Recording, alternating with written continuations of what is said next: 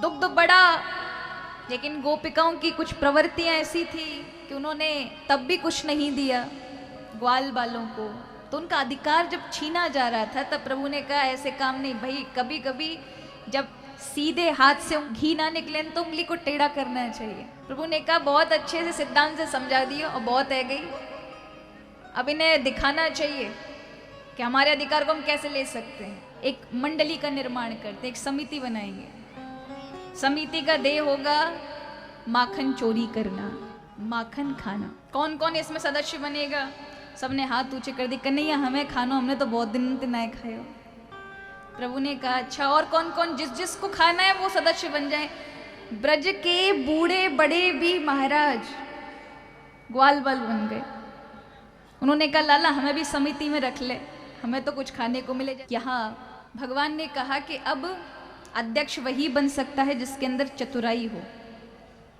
अध्यक्ष कौन बनेगा? सभी ने कहा लाला हमें बना दे अध्यक्ष। प्रभु ने कहा ऐसे नहीं, अध्यक्ष का मामला बड़ा होता है, अध्यक्ष के ऊपर रिस्पॉन्सिबिलिटी भी बड़ी होती है, कर्तव्यता होती है। तो एक काम करो, सभी अपने घर में चोरी करो, जो बिना पिटे वापस आएगा कल वही अध्यक्ष बनेगा। और अपनी मैयाओं के आगे दिखाकर चोरी करना है। सब ग्वाल वालों ने करी महाराज चोरी। अब आप जानते हो मैया थोड़ी भी देख ले शरारत तो फिर कैसी, कितनी अच्छी पूजा करती है, तो सबको बचपन में पता चला होगा। और मैया ने खूब पीटे ग्वाल बाल, कऊ को हाथ सूज गो, कऊ को पैर सूज गो महाराज, कऊ को सिर फूट गयो। मैया ने खूब पिटाई करी। कन्हैया ने भी अपनी यशोदा मैया के समक्ष चोरी की। यशोदा मैया ने पकड़ा, क्यों रे लाला इतनी सारी गैयां हैं तू चोरी करे? ठाकुर जी मैया को देख के कहते मैया मैंने चोरी नहीं करी। तो तेरे हाथ में माखन कैसे लग गया? ठाकुर जी कहते मैया तेने, मेरी कोई गलती नहीं है, तेने जो मुंह को पद्मराग मणि के कंगन पहना दिए, इनमें जो मणि लग रही है इन्होंने मेरा हाथ जला दिया। वो कोई ठंडी वस्तु ही नहीं मिली, इसलिए मैंने माखन के मटकी में हाथ डाल दिए जिससे मेरे हाथ ठंडे हो जाएं। अब मेरी थोड़ी ना गलती है, ये तेने मेरे को जो मणि कंगन के कंगन पहना दिए हैं ये सब इसकी गलती है। मैया ने कहा वारे हरिश्चंद्र, तो तेरे मुंह पे कैसे माखन लगो? चलो हाथ की समझ आती कि तूने ठंडे करने के लिए डाल लिए होंगे, लेकिन मुंह ठंडा करने की क्या जरूरत थी? प्रभु कहते मैया इसमें भी मेरी कोई गलती नहीं है। हाथ दोनों अंदर डले थे माखन के, अचानक की मक्खी कहाँ से आ जाती है? वो इधर मुंह पर बैठती है, इधर। मैं बहुत प्रयास करता हूँ, इधर से उधर सिर घुमाता हूँ कि शायद उड़ जाए, पर उड़ी नहीं। तो मैया मैंने अपना एक हाथ लिया और जैसे ही उड़ाने के लिए तो मेरे मुंह पर लग गया।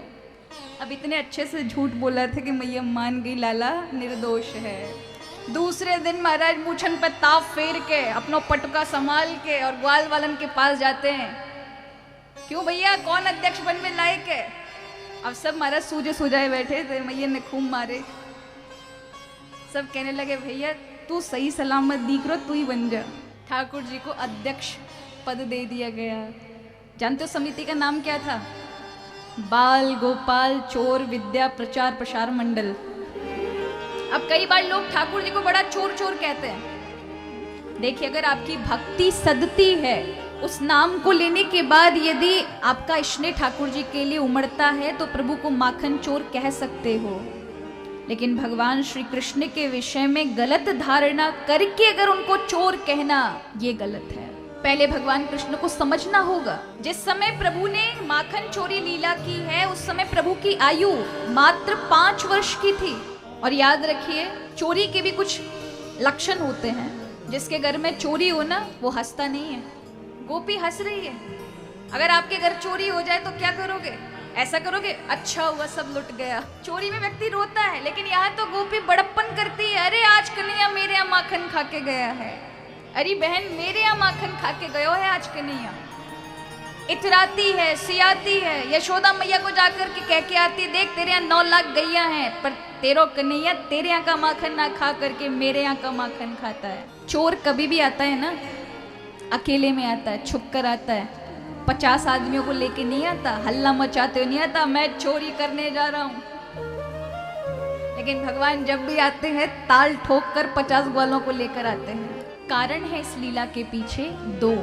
पहला, उन गोपिकाओं को सुख देना जो प्रभु के लिए अवतरित हुई हैं। दूसरा, एक बहुत बड़ा आंदोलन चलाना जो कि ग्वाल बालों का अधिकार छीना गया था। दो सिद्धांत जुड़े हैं, क्योंकि सारा माखन अगर लौकिक दृष्टि से देखें तो सारा माखन ग्वालिनी लेकर के और मथुरा बेच देती थी, और जो चीज घर में बनती है उसका भोग करने का अधिकार संतान को होता है। अब ऐसा तो नहीं है मैया रोटी बनाए बाहर जाके खिलाए लेकिन बच्चों को ना खिलाए। अब गोपिका भी यही करती थी, ज्यादा धन के चक्कर में, ज्यादा श्रेय पाने के चक्कर में, क्योंकि मथुरावासी बहुत प्रशंसा करते थे उनके माखन का, पैसे ज्यादा मिलेंगे।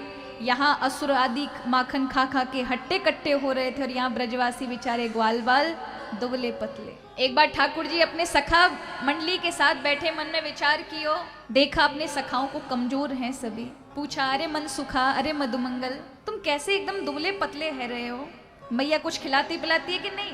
सब ग्वाल बाल कहते भैया का करें, तेरो जैसो घर थोड़ी ना है हमारो, हम तो बिल्कुल गरीब ग्वाल बाल ठहरे, तेरे यहाँ इतनो सारो माखन है, हमारे यहाँ तो वही 4 गैया और हमारी मैया जो है वो सारा माखन सब बेच देती है मथुरा जा करके, हमें कुछ नहीं मिलता। ठाकुर जी कहते हैं कुछ तो खाते होंगे, बोले मैया बहुत ऊंचाई पे रख देती है, कुछ नहीं मिलता। प्रभु ने कहा ये तो बड़ा अन्याय हो रहा है। सभी गोपिकाओं के पास जाते हैं प्रभु और पूछते हैं, अरे गोपिकाओं तुम प्रतिदिन माखन निकालती हो, इन ग्वाल वालों का, मेरे सखाओं का भी अधिकार है इस माखन पर। तो गोपिका कहती है कि गाय पर्याप्त माखन उतना देंगी नहीं तो हम अपना घर चलाएं या अपने बालकों को खिलाएं? अगर बालकों को खिलाएंगी तो फिर बेचेंगी क्या, पैसा कैसे खड़ा होगा, किस प्रकार से पैसे कमाएंगी, और इसी से हमारा जीविका चलती है। प्रभु ने कहा अगर हम सभी गौ चारण करके गायों को अच्छा अच्छा खिलाएं और जब गायों की दुग्ध देने की मात्रा पर्याप्त हो जाए और जो तुम बेचती हो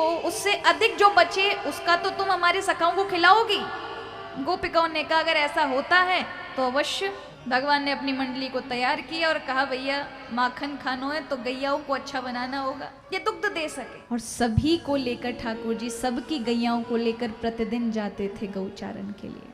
अब जानते हो बाहर जाएंगी, वनस्पति गाय खाएंगी तो उससे उन्हें हष्ट पुष्ट अच्छा चारा मिलता है, अच्छा दुग्ध उनके अंदर उत्पादन होता है। और यहाँ चोरी करना आरंभ हुआ। अगर देखें भाव दृष्टि से तो गोपिकाओं के हृदय को चुराने के लिए भक्तों का जो हृदय है उस मन का ही हरण करते हैं प्रभु। जो एक बार प्रभु में लग जाए तो वो प्रभु का ही हो जाता है। तो जो गोपिकाएं प्रभु की सेवा के लिए इस गोपी रूप में आई हैं, उनको घर घर अपने स्वरूप का सानिध्य प्राप्त कराने के लिए प्रभु ने ये माखन चोरी लीला की। और प्रभु उनके यहीं जाते थे जो चाहती थी। और दूसरा, प्रभु ने ग्वाल वाल आदि जिनका भाग गोपिकाएं नहीं दे रही थी उनके लिए वो माखन चुराया। तो एक बहुत बड़ा आंदोलन प्रभु ने किया। बालकों के जो भाग था, बालकों का जो भाग का हरण हो रहा था उसे उन्हें उपलब्ध कराया। तो यहाँ कई ऐसी टेढ़ी मेढ़ी गोपिकाएं भी थी जो ठाकुर जी के लिए कहती थी ये माखन चोरी करता है, इसको बताएंगे। और प्रभु की ऐसी लीला हुई कि वो भगवान उनके घर गए चोरी करने के लिए, उन्होंने पकड़ा प्रभु को गुस्से में। लेकिन प्रभु की ऐसी लीला कि जब वह प्रभु के सानिध्य को प्राप्त हुई, प्रभु को देखा, उनकी लीला को देखा तो फिर उन्हीं में रम गई।